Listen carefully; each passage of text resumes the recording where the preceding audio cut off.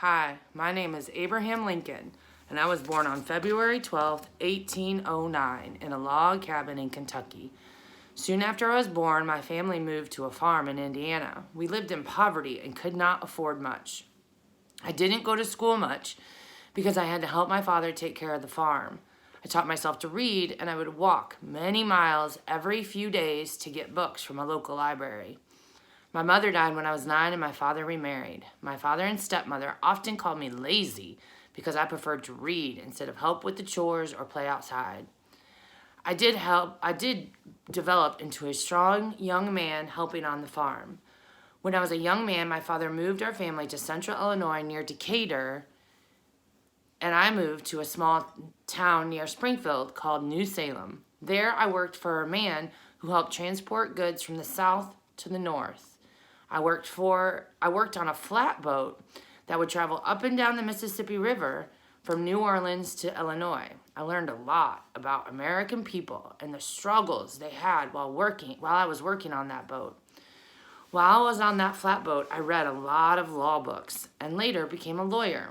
I wanted to help the American people and make sure all people lived fair lives. In 1842, I moved to Springfield and married a woman named Mary. I had gotten involved in politics and was a member of the U.S. House of Representatives, and I spoke up against slavery.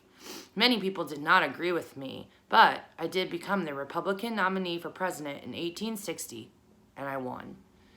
While I was president, the country was going through one of the most turbulent times. Many people in the country disagreed with my view on slavery. I told the states that I would not tolerate the expansion of slavery, and I wanted to make sure all people in this country had freedoms. Several states wanted to leave the country and become independent from the United States.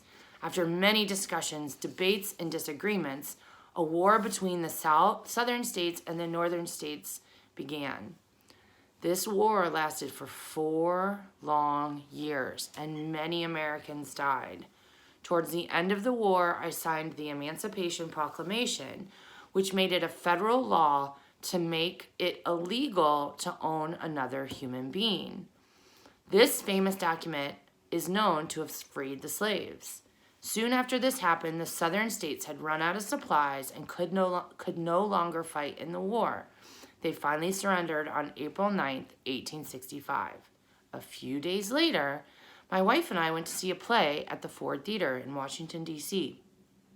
About halfway through the play, a man snuck into where I was sitting and shot me in the back of the head. I didn't die right away, but I soon succumbed to my wounds and died. My body was put on a train and taken back to Springfield, Illinois to be buried. It took 3 weeks for that train to get from Washington, D.C. to Springfield. We stopped in many cities so people could pay their respects to me. I finally was laid to rest at Oak Ridge Cemetery.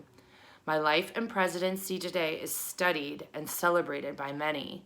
Many people have used my writings and my quotes, but I think the best thing I've ever written says, "My best friend is a person who will give me a book I have not read."